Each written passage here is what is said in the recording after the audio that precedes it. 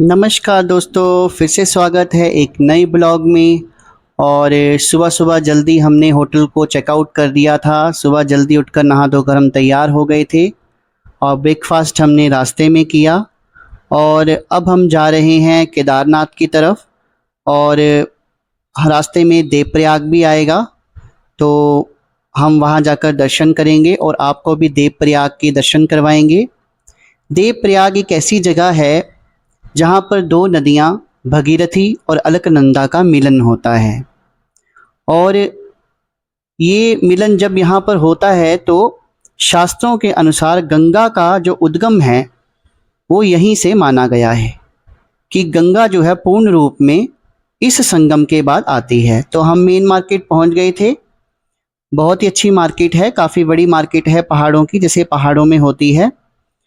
और देवप्रयाग का जो मेन घाट है जिसके हमने दर्शन करने हैं, वो अगर हम बद्रीनाथ केदारनाथ की तरफ से आएँ तो रास्ता लेफ्ट हैंड साइड से जाता है, और अगर हम ऋषिकेश से बद्रीनाथ केदारनाथ रोड पर जाएँ तो रास्ता जो है वो राइट हैंड साइड आता है।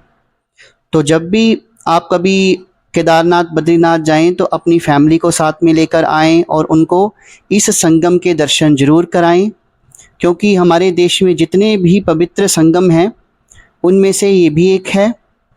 और ये नदियाँ या इनकी ये ख़ासियत है कि साल में 3-4 बार ये अपना रंग जो है वो बदलती हैं। बरसातों में इनका रंग कुछ और होता है, सर्दियों में इनका रंग कुछ और होता है।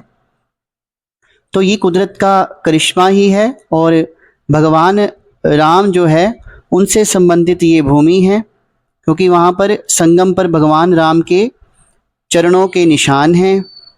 तपस्या की ये एक भूमि है, बहुत ही पवित्र भूमि है। तो मेरे अनुसार हर व्यक्ति को इस स्थान पर जा हम जैसे-जैसे इस रास्ते पर बढ़ते गए, जो कि जब हम ऋषिकेश से आए तो राइट हैंड साइड है जो सीधा घाट पर ले जाता है।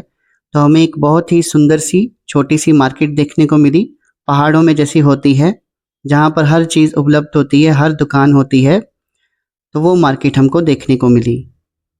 तो रास्ता बहुत अच्छा है, आप पैदल आराम से वहाँ तक पहुँच सकते हैं। और रास्ते में हमें कुछ ट्रेडिशनल पेंटिंग्स भी देखने को मिली, जो बहुत ही सुंदर थीं और उनके उत्तराखंड के पूरे कल्चर को जो दिखा रही थीं। तो रास्ता बहुत ही अच्छा है, छोटे बड़े बूढ़े कोई भी आराम से इस रास्ते से जो है वो घाट तक पहुंच सकते हैं। और रास्ते में जैसे हमने ऋषिकेश में राम झूला और लक्ष्मण झूला देखा था, वैसे ही यहाँ पर भी एक झूला है, उसको क्रॉस कर कर हम जो हैं मार्केट को क्रॉस करते हुए घाट के ऊपर पहुँचते हैं।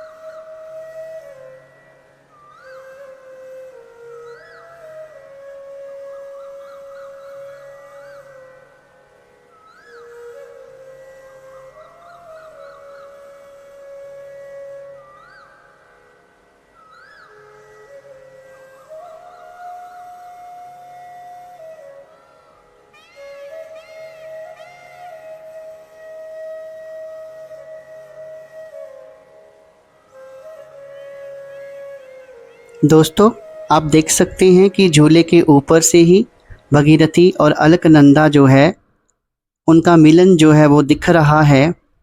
दोनों नदियों का रंग जो है वो अलग-अलग है, फिर मिलन के बाद उनका रंग जो है वो एक जैसा हो जाता है। बरसातों में दोस्तों ये रंग जो है ज़्यादातर मटमैला ही होता है, क्योंकि नदियों में बहाव ज़्यादा होता है, ऊपर बारिश ज़्यादा होती है, लैंडस्लाइड ज़्यादा होती है।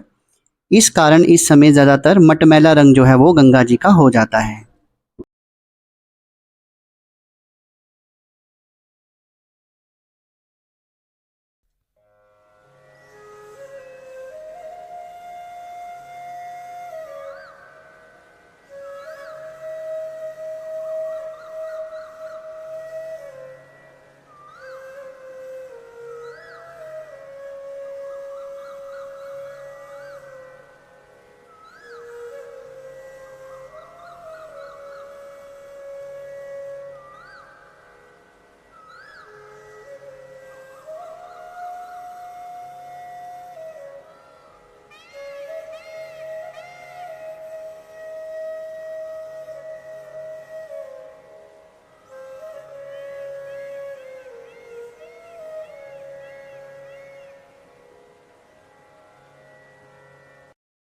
दोस्तों कहते हैं कि जो यहाँ पर संगम का जल है उसे भी घर लेके जाना चाहिए।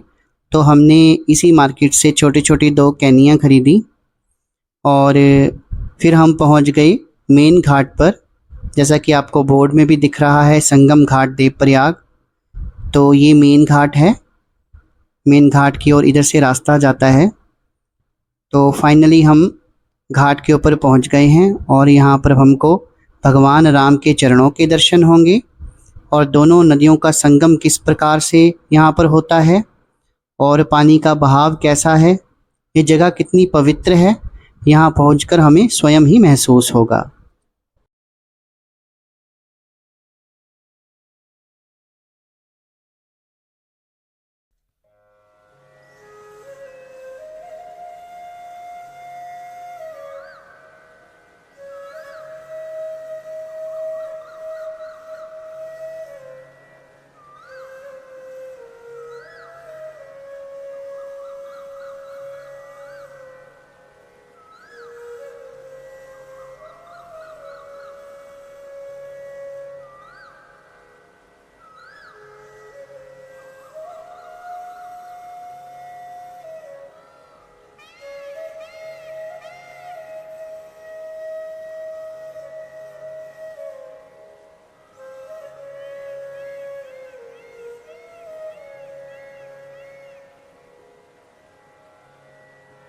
दोस्तों तो फाइनली हम उस स्थान पर पहुंच गए हैं जो कि मेन घाट है देवप्रयाग का और दोनों तरफ से अलकनंदा और भगीरथी नदियां आकर यहाँ पर इनका संगम होता है।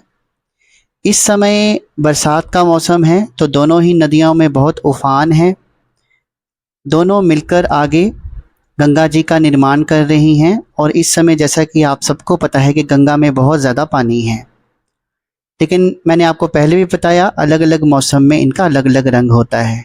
फिर हमने यहाँ पर भगवान राम जी के चरणों के जो निशान हैं उनका भी दर्शन किया, उनके चरणों को स्पर्श किया और फिर हम जो घाट है जहाँ से पानी भरा जाता है उस तरफ चले गए। वहाँ जाकर हमने पवित्र जल से छींटे भी लगाए और कुछ लोग वहाँ पर नहा रहे थे तो उनसे हमने अनुरोध किया कि हमें ये जो गंगा जहाँ पर बन रही है, जहाँ दो नदियों का संगम है, यहाँ से पवित्र जल हमको भरकर दे दें, क्योंकि हमारा भी दिल कर रहा था कि हम भी यहाँ पर नहाकर पवित्र हो जाएं इस घाट पर। लेकिन हमारे साथ छोटे छोटे बच्चे थे तो हमारी हिम्मत नहीं पड़ी, लेकिन हमने जल के छींटों से अपने आप को पवित्र किया।